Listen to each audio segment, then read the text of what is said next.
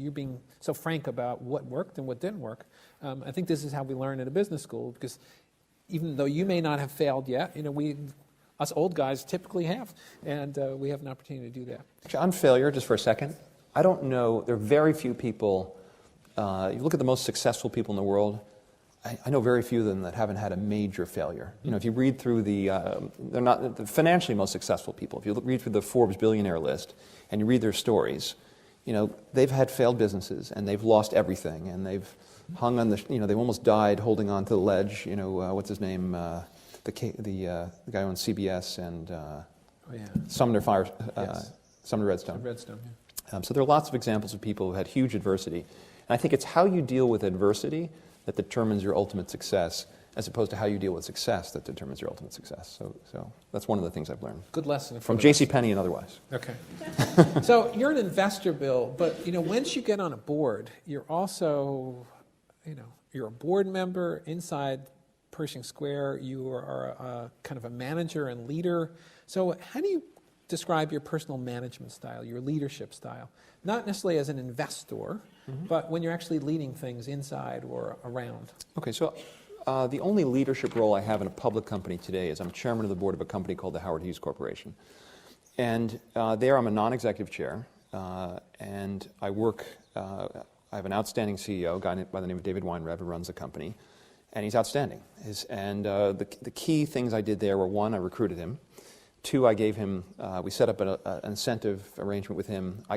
He was the first guy I did one of these, buy 7-year warrant, you can't sell for 6 years. We put up his own money. In his case, he invested $15 million, it's worth $150 million 3 years later. So in his case, it seems to have worked better than in the JCPenney case.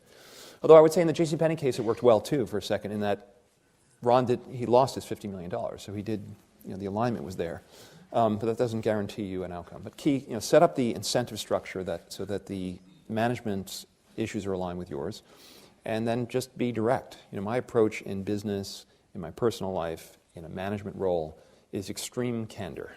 And I think that if you live that way, you'll run the risk of offending various people over time, but you'll have much better relationships because, if you tell people the truth, first of all, it's not typical. A lot of people, in the interest of politeness or fear of confrontation, or it's just uncomfortable, don't speak the truth. And that goes for people on boards. There are lots of examples of super talented people sitting around the room as an institution is failing. Think of all the banks during the crisis where people were not willing to confront the CEO. So I'm willing to confront the CEO, but I'm completely candid with him about his successes and his failures.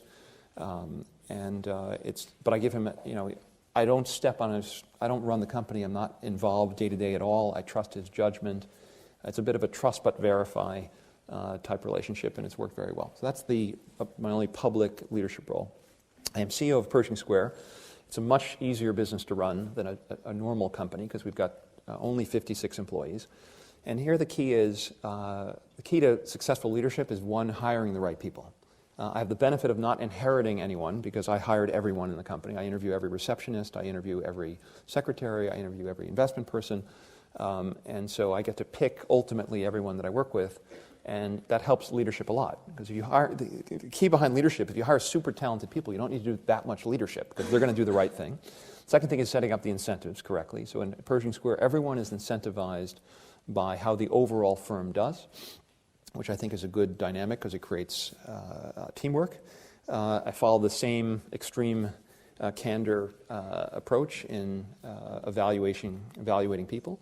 And I care about everyone I work with as I do family members. And so we look out for each other, and if someone's going through a difficult health issue or personal issue, financial issue, or I have the benefit of having a lot of relationships, and whether it's the medical community or in the business community or in the political community, and so we help our people.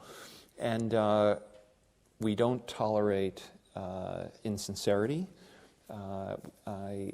People are encouraged to admit their mistakes immediately before they figure out a solution to the problem. So when I hired my CFO, in the first year of working with him, he would approach me with a mistake he had made after he had figured out how to solve the problem. And I would get angry with him every time. I said, no, I don't want to hear about the mistake after you figured out the solution. I want to hear the mistake now, and then we can work together on solving the problem. So I think if you have an organization where people very quickly admit mistakes, and where you're candid with them, and they're not punished for making a mistake, that is a very good dynamic. And it's worked very well. We have almost no turnover, even in the reception desk at Pershing Square. And that's worked, it's been a good model. Great. And so I don't do that much leadership other than, I guess on the leadership side, I think you have to,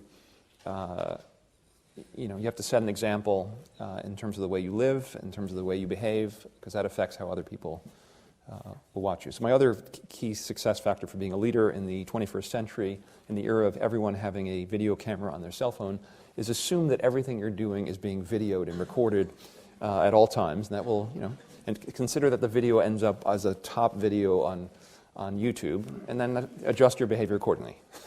Fair.